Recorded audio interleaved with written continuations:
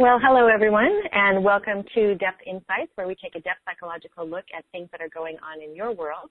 My name is Bonnie Bright, and I am the host of today's show, and I'm also the founder of Depth Psychology Alliance, which is a free online community for everyone who is interested in Jungian and depth psychologies. And today I'm going to be talking to the author of an upcoming online book club, which will take place in the month of October 2015. And so I am here today with Elizabeth Clark-Stern. Welcome to the show, Elizabeth. It's great to be here. Well, I'm really glad to have you, and I'd like to just share with our listeners for just a minute a little bit more about you, and then we'll launch into a discussion of the book that's going to be featured during the online book club. And by the way, this book club will be free to all members of Depth Psychology Alliance, and so if you're not a member yet, we encourage you to come join us at www.depthpsychologyalliance.com. And you just sign up with your email and answer a few questions, and you'll be in. And we have there also a pretty large and growing archive of videos that are related to Jungian and depth psychologies, as well as free listings for events that are happening all over the world in the field of depth psychology, as well as discussion forums and any number of articles and resources that you can imagine. And we do have quite frequently some free events for members, and so you can keep an eye out for those as we attempt to just build more and more opportunities for education and collaboration among the growing community, worldwide community of people that are interested in depth psychology. So meanwhile, let's talk about Elizabeth. Elizabeth Clark-Stern's produced plays and screenplays include All I Could See from Where I Stood, Timeless Night, Viktor Frankl Meets Edith Stein. Wow, that's a good one. I haven't heard of that one yet, and I look forward to reading that. As well as Out of the Shadows, a story of Tony Wolff and Anna Jung. And Out of the Shadows was performed at the International Jungian Congress in Cape Town in 2007 and On the Doorstep of the Castle in Copenhagen in 2013. Elizabeth lives, writes, and practices psychotherapy in Seattle in company with her husband, her adult daughters, a granddaughter, and the host of beloved colleagues and friends. So thank you for being with me, Elizabeth. Oh, you're very welcome. It's wonderful. I'm very excited about all of this. Yeah, me too. And of course, we did feature your book a few years ago on the Depth Psychology Alliance book club, and we haven't done too many of those in the years since, but we're looking at getting that started back again, and I'm just so excited to have you to be the first one who's coming back here and relaunching this. And I know that you had really tremendous participation when we did your book Out of the Shadows, which was the story of Tony Wolff and Anna Jung. Back in the day, I think it was 2012. And equally excited to have your newer book called On the Doorstep of the Castle, which is going to be featured again in October. So maybe you can just summarize the book for us and tell us the story of what this is about to launch us off here, if you would. Well, On the Doorstep of the Castle is a play, as Out of the Shadows was a play. And it has a lot of stage directions to help the reader visualize it as they read it as an ongoing drama. And that's part of the creative process, I think, is allowing the reader to be able to, in essence, create the play in your own mind as you read the book. And it takes place in 16th century Spain. The Inquisition has expelled the Jews or forced them to convert, and Teresa of Avila is igniting the imagination of the country as a nun who receives messages directly from God. A young Jewish converso, which means one who converts, her name is Alma de Leon, appears on Teresa's doorstep, petitioning to become a novice in her care. Teresa and Alma discover many hidden dimensions in themselves and each other as they struggle as young women in 16th century Spain, where there were so many limited options for women, but they both hunger for the world and hunger deeply for this renaissance of spirituality inside themselves. And they become really pioneers in psyche's movement toward wholeness in a very oppressive yet luminous time in history. Very reflective, I think, of our own time. Wow, this sounds absolutely fascinating and just delicious. You know, for those of us who are so interested in the development of the psyche and the individuation process already, this is so intriguing. But for me, the added dimension, I guess, of the historical context, 16th century Spain, that sounds really fascinating and interesting to me personally. And then, of course, the whole theme around the feminine and this development of the feminine, the repressed, the oppressed, and the growth and expansion of the feminine, particularly young women. When I look around at what's happening in our planet today and just the many, many challenges that our young people in general are faced with, but particularly young women, I know this isn't the topic of your book, but I always like to look at things from a cultural context and just note, all the issues around social media where young women are constantly comparing themselves, and what comes up from that are body issues and issues around boundaries. And, we've heard a lot about sexting and bullying and things that are promoted by social media. And of course, back in the day, 16th century Spain, we didn't have any of those things, but they had their own set of struggles. And I often wonder how history repeats itself, maybe in new and different forms. But I somehow feel that looking into the story can probably provide so much insight into ourselves at any age, and whether we're male or female, beginning to understand what is kind of at the root of what's happening with the feminine and the unfolding and the emergence of the feminine even today on our planet. Well, and that's so fascinating that you bring that up, because I think what you were talking about in terms of social media and women's issues around themselves and comparison and all of that, that seems very Western, and I think that's going on hugely. And I have a granddaughter, and I see all of this stuff that she's now exposed to. But I think the other side of that, and whether you call it the shadow or something that's actually right under our noses in many of our communities, is the disenfranchised people, the refugees across the world. On the doorstep of the castle takes place at a time when the Jews have been pretty much expelled completely from Spain, or they were persecuted by the Inquisition, boiled in oil, quite literally.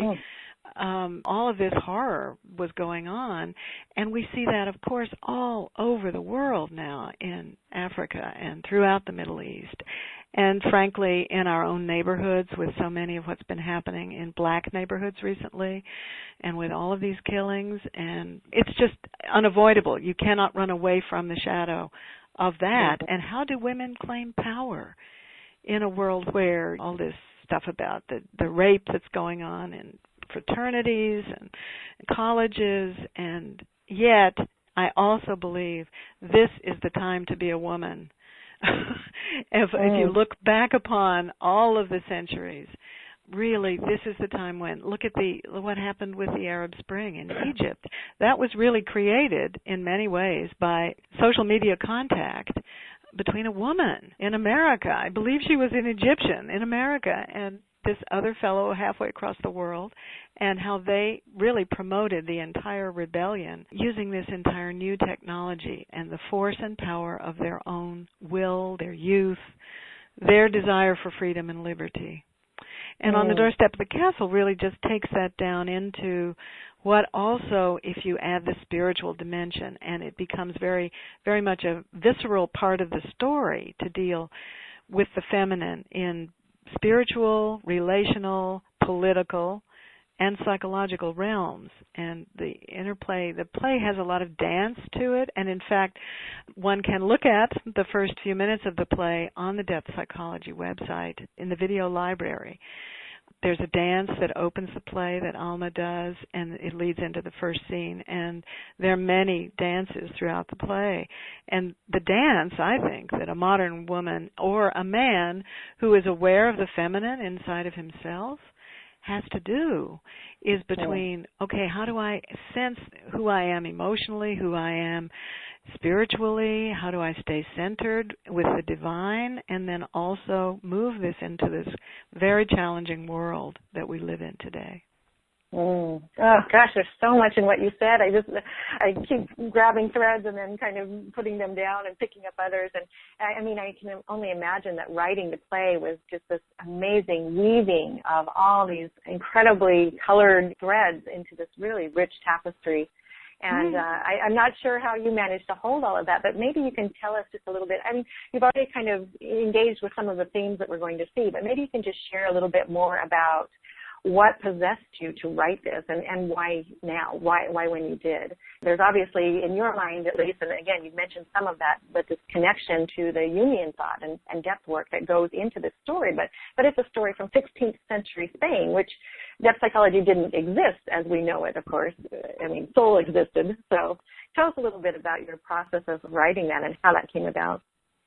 Well, absolutely. And I must tell you, this was the question that I got in Copenhagen when we finished the performance. The lights went up, and there on the front row was Jean Shanita Bolin, who is, wow. of course, one of my great heroines from all time, from The Goddess in Every Woman and all of her books.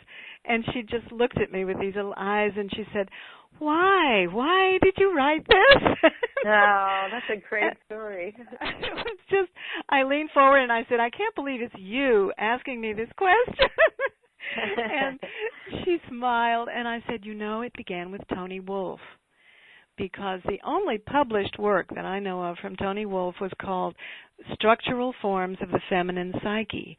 And in it, she posited the mother and the Hetaria being kind of the opposite of the mother. Tony Wolfe was the archetypal Hetaria, someone who was a muse to a creative process, or including her own in many ways. And then across the other side, it was an axis. It was an axis actually in the shape of a cross. So horizontally, the other two archetypes were the Amazon and the medial woman. Medial meaning one who mediates between heaven and earth. And I sort of thought, my goodness, Out of the Shadows was really the mother and the Hetaria. It was Emma Jung and Tony Wolfe. So who could I write about that would embody the other two archetypes? And I looked at medial woman. I thought, well, Teresa of Avila, whom I didn't know much about, but I'd heard of her, and I knew Jung really admired her greatly, the Buddhists, a lot of people, for her ability to just have this channel of deep mysticism that she completely embodied and lived her whole life. And I thought, boy, she must be the rock star of all medial women, So I started researching Teresa, and then coincidentally, or synchronistically, if you want to use the Jungian term, we saw a documentary one night, and in it, Edith Stein was featured, who was a 20th century philosopher, a Jew, and around the time of World War II, she read Teresa of Avila's autobiography and had this amazing conversion and became a Carmelite nun.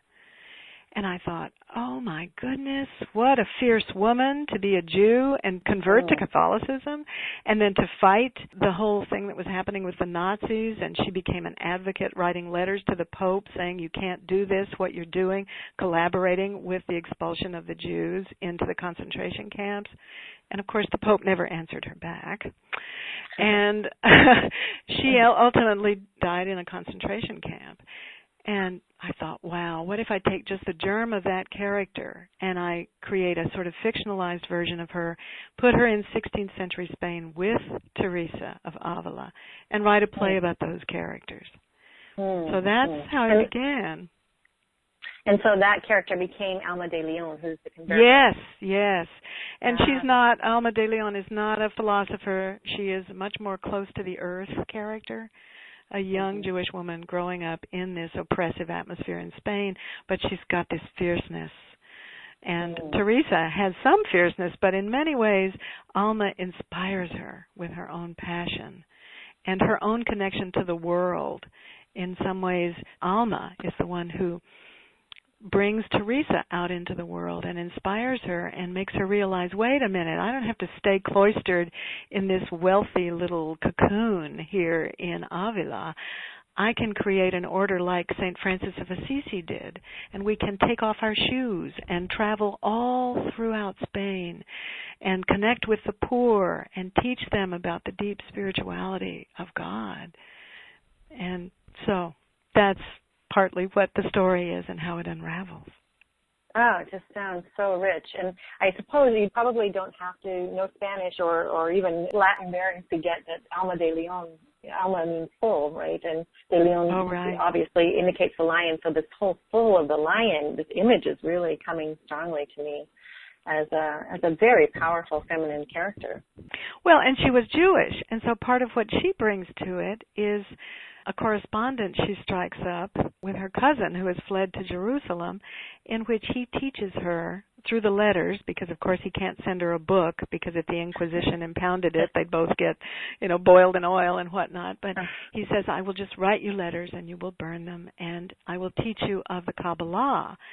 And when I started researching the Kabbalah, it has enormous relevance to Jungian psychology. It is all about opposites. Everything in the construct of the ancient mystical system is about that. And Shekinah is the feminine face of God, and she stands at the gate of all of knowledge and wisdom. And I mean, I was just blown away at how much it resembled Jungian psychology.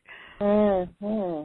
That's a great connection. I'm just so grateful for people like you who have that capacity to see the multidimensionality of Jungian psychology and to be able to bring it into a format that is just so accessible and fascinating at the same time. Because I, like you, I don't know a lot about Teresa of Avila, but she's always been a character that seems fascinating to me, but I have not taken the time as much as I could or should to research her. And so bringing forth her story is really, I think, a compelling work. You know, you're doing great depth work here. And I wanted to see if we could just investigate her a little bit further in the limited time that we have, because she does seem like such a compelling character. You had mentioned in the summary of the book that Teresa has a seventh chamber. You mentioned that she's receiving these messages from the divine, and I think going back, the way that you worded it earlier is you said, let's see, I have it here in writing. You say, Teresa of Avila is igniting the imagination of the country as the nun who receives messages directly from God.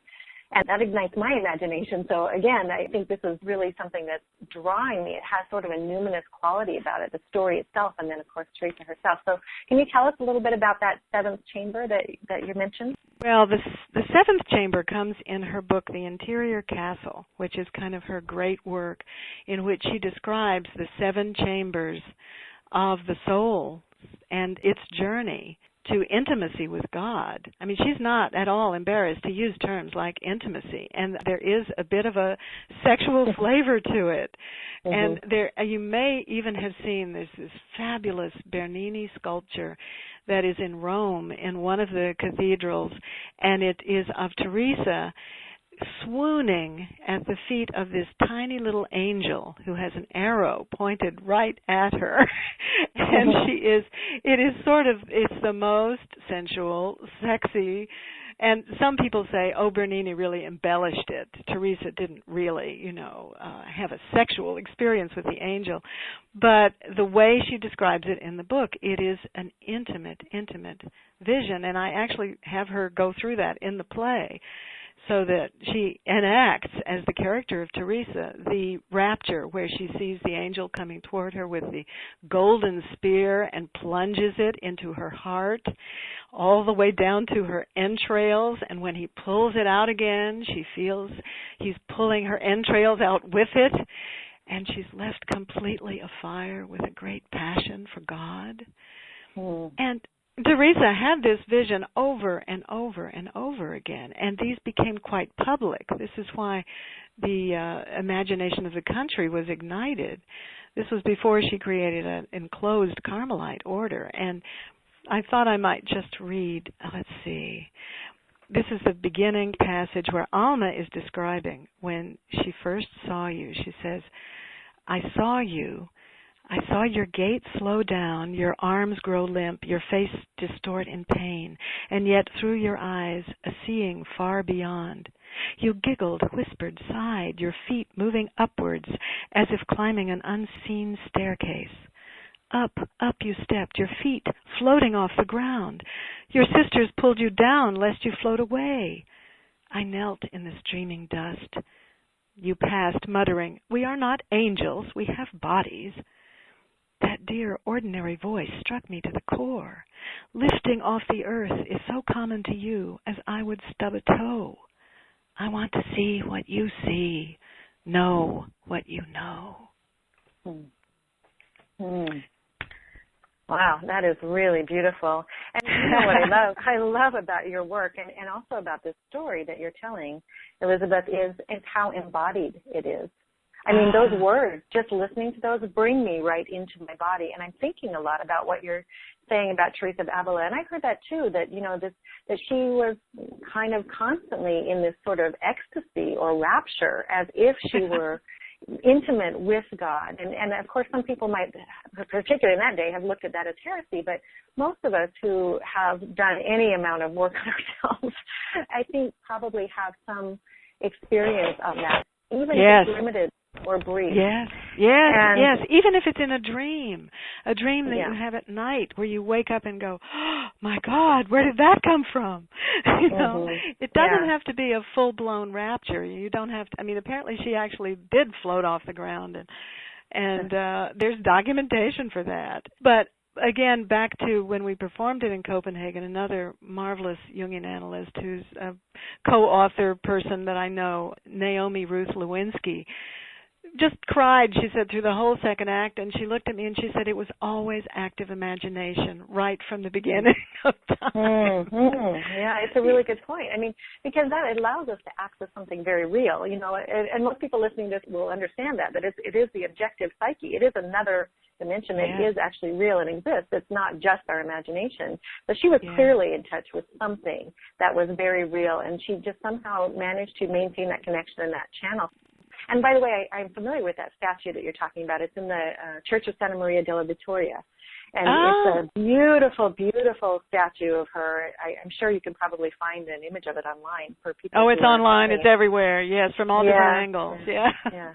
But I'm just thinking of accounts of people who have been in contact with Kundalini, who have had the Kundalini awakening, and their own descriptions of ecstasy and that just absolute transcendence. And often it comes through the body, through the embodiment, and through the contact with the physical, the somatic piece of things. So some combination of the embodiment and the active imagination. I don't know. I'm sure it's different for everybody, but it does seem very clear that Teresa of Avila had that contact and that she was very authentic in the sense that the word spread so far and wide. It was clearly something luminous was going on. And very she luminous. Yeah. And also, a lot of people thought she was mad.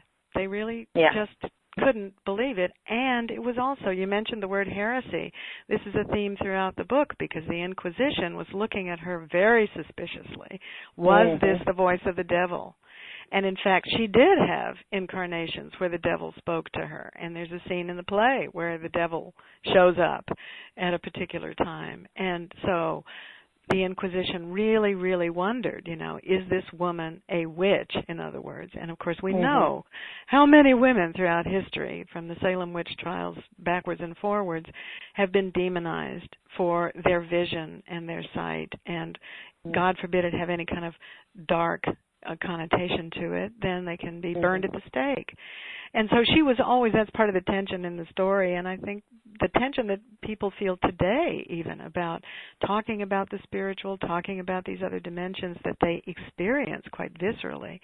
It's not part of mainstream culture, and it's something that has to be tended and known, the sacred inside of ourselves, and respected. Because if we don't respect it, the world may not. Yeah, absolutely. Yes, and you're calling to mind also, I mean, that kind of oppression has happened across the centuries to so many people who have had somehow that inside connection or that have managed to, I'm thinking of shamans, for example, and how they've been so repressed and oppressed and even really just targeted by the church and by colonizers and by people who don't understand what it is that's going on for them. And particularly women shamans. You know, I think of the Buryat, who a lot of the Mongolian shamans were women, and they really had to go underground for the longest time because they were in danger of being targeted like that. So I wanted to ask you a question about Teresa, though. Do you know in your research what age did she enter the nunnery and started to have these kinds of experiences? Oh, she was young. Her mother died when she was only 2 years old, so she was raised by her father. And about the age that many of us would be graduating from high school, I think she was about 18, she snuck out one night from her father's house and just arrived on the doorstep of the convent and said, please take me in, I want to be a nun. And she didn't have raptures for quite a while. She just knew that she didn't want to get married, That was her only other option. Her dad was already starting to come up with all sorts of wealthy Spaniards for her to marry, and apparently she was abhorrent of the idea of being married off and then becoming a wife and mother, because there was, of course, no birth control back then, and she was Catholic, and she just saw that, and speaking of one oppression, decided that was not the life for her. And she had a contact with God and prayed a lot and had a whole sense of that. But the actual raptures happened after she discovered a book called The Spiritual Alphabet, which was also actually banned by the Inquisition during that time because it taught people how to pray in secret and in private by meditating, in other words, just counting and meditating. And she began to practice this. But, again, her book was taken away by the Inquisition, and she said at one point to Alma, it was still 20 years before my first rapture when I began to pray. And the transition that she talks about was that she realized instead of just praying passively like to a statue of Christ or something, she said, I suddenly turned around and thought, what if I put myself right there beside him as he kneels in the Garden of Gethsemane? And I can feel the sweat on his brow, feel him trembling as he kneels. I can become that intimate with him. And to me, that was really her first act of imagination, where she said to herself, I'm going to, in some ways, direct my prayer to being really close to him. And they're very sensate images, wiping the sweat from his brow, feeling the roughness of his garment. As he's kneeling, I kneel beside him. And after that, she began to have these very active raptures because she had, I think, in many ways trained her mind to just be right there with her image of Christ. And they just kept coming. After that, they came unbidden, and she was often swept away and very irritated. Apparently, she would be cooking eggs in the kitchen, and she would go, oh, no, not now. I'm cooking breakfast. But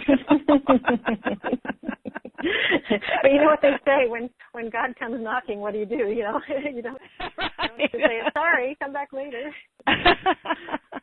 Yeah. Exactly. Oh, that's great. Gosh, you just have this gift, Elizabeth, from making this so immediate. That your characters and the story, the way that you talk about it is just really compelling. I wanted to go back. We sort of started with this theme about what this has to do with women, particularly in the 21st century, and we've circled around this. We started with that, and we kind of have circled around it, but I wondered if we could come back to that, because I believe, and I think it's pretty evident that religion as we know it, as in fixed, more dogmatic style religions that are kind of stuck in their rote ways of doing things is declining, and that's pretty evident. And of course, there's been a lot of excitement around Pope Francis because he seems to kind of be re-infusing the Catholic Church, for example, with new energy and fresh ideas. And he is focusing on the earth and nature and the feminine and the repressed and the people that are at the margins. And I think that's one reason that there's a lot of excitement around that. And I think that other religions also have that capacity to do that, and certain individuals are trying to bring back or support or re-infuse the religions with these kinds of fresh, dynamic ideas. Because when anything gets too fixed, it becomes dogmatic, right? Even Jungian psychology, I think a lot of us have run into that where it becomes too fixed and then it doesn't have the chance to individuate on its own. But where I'm going with all this is just the question around what does it mean for 21st century women and men who maybe don't necessarily consider themselves religious or don't have a close connection to more of a traditional view of God. And we know that people are becoming less religious, so to speak, all the time. How does that relate? And I can't, go ahead, and I'll let you get a word in there, and then I'll go. Well, I think this may fit into the popularity and the renewed interest in Jung with the Red Book's publication. I mean, you read the Red Book, there's nothing orthodox in there. It is a wild, in many ways, very Teresa of Avila stream of consciousness. Engagement with the unconscious, with God, in some ways, I believe they're interchangeable. The terms God, goddess, psyche, unconscious. It is that other dimension inside of ourselves whatever you want to call it, that I think people do feel, okay, I can relate to this. It's not some God on a white cloud. It's not some dogma.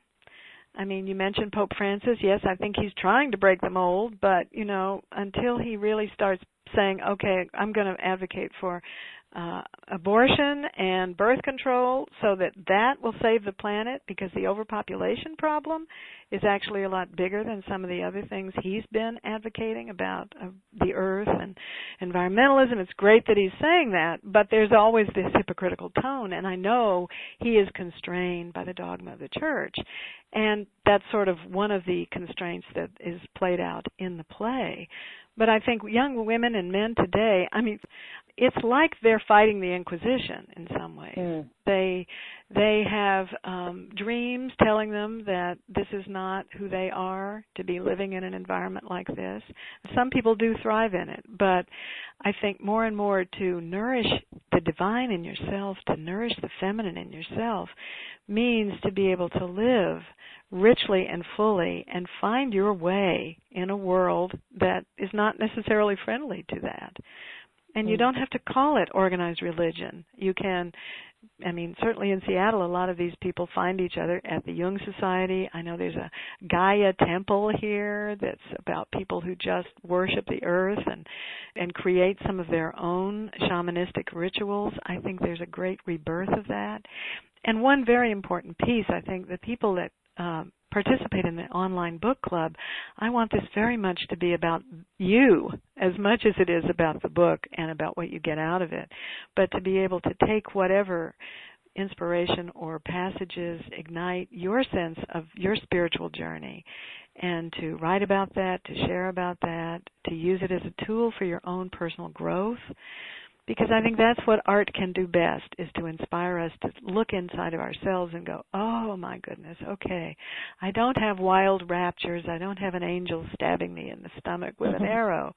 But not yet. Not yet. No, that may be coming. But, you know, what can I do about my dreams? Can I just start by writing them down and really listening to them deeply and asking, you know, what is this telling me about how I navigate my journey through the world today? How do I be as compassionate as I can be?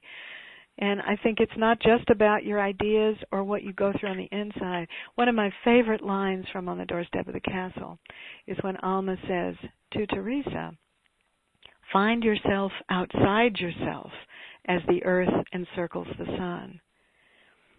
And I think that's a wonderful paradox, that you want to find your own center and your own self, but very often that means extending yourself into the world and finding how you live in the world and how that synchronizes with the divine inside of you.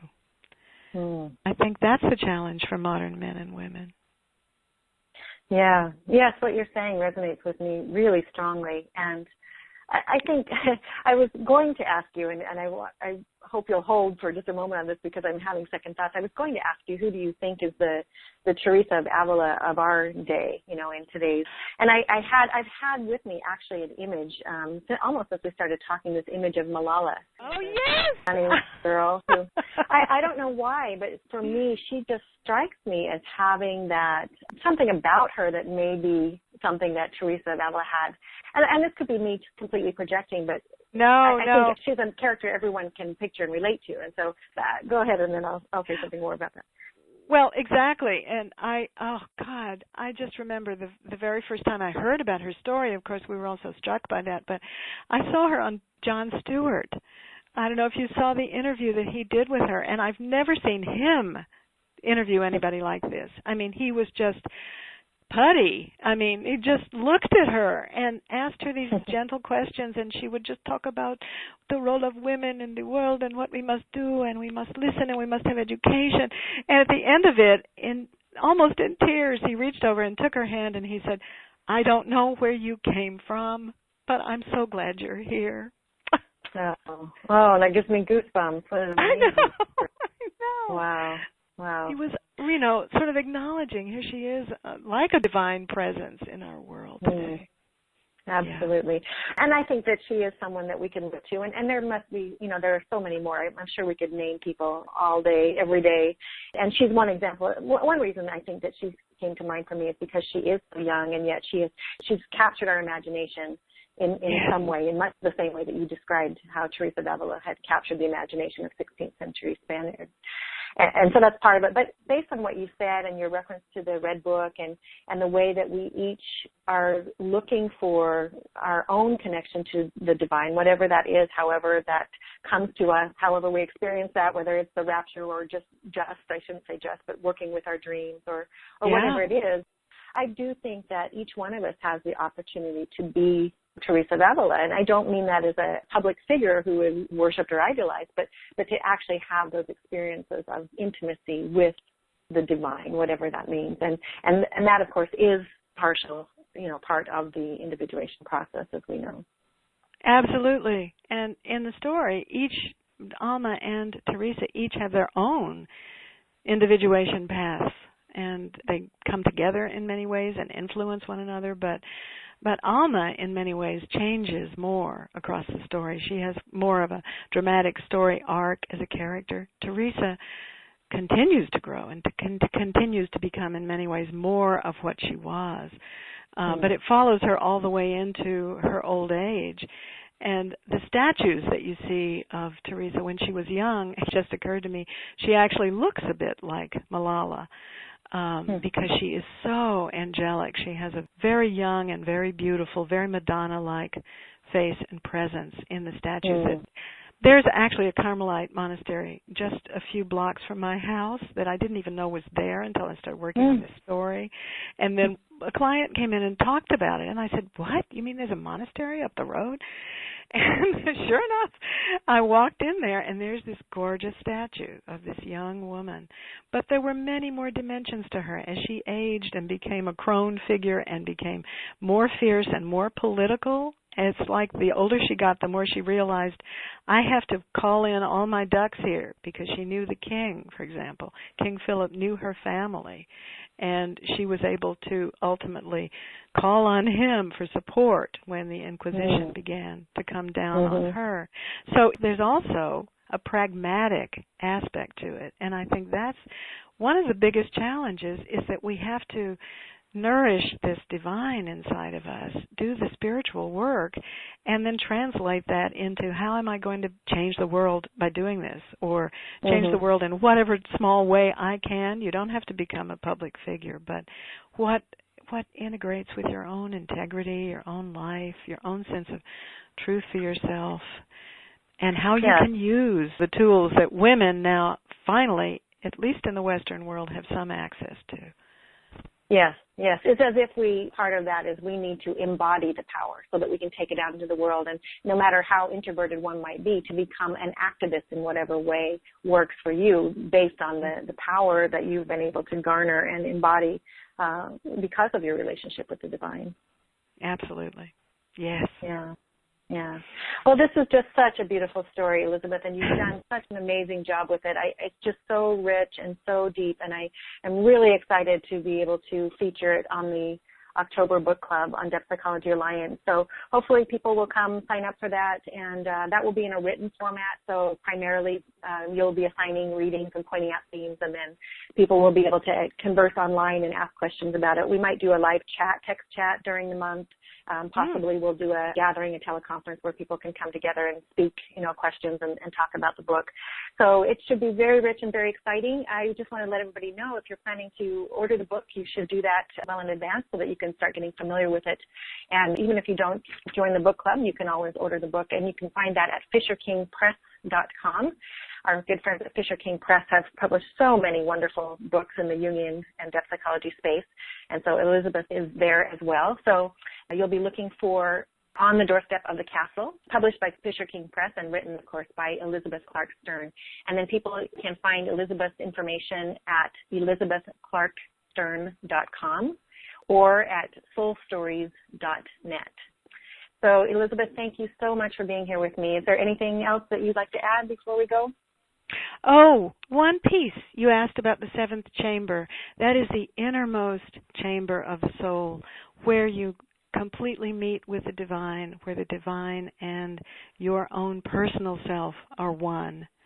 And that's what we're all trying to get to, I think. Beautiful. Absolutely. I will concur with that completely. I strive for that in my own life, and I really look forward to reading the story of someone who does do that. So thank you so much for everything, and we'll look forward to seeing you again in October. Thank you so much, Bonnie. Bye-bye.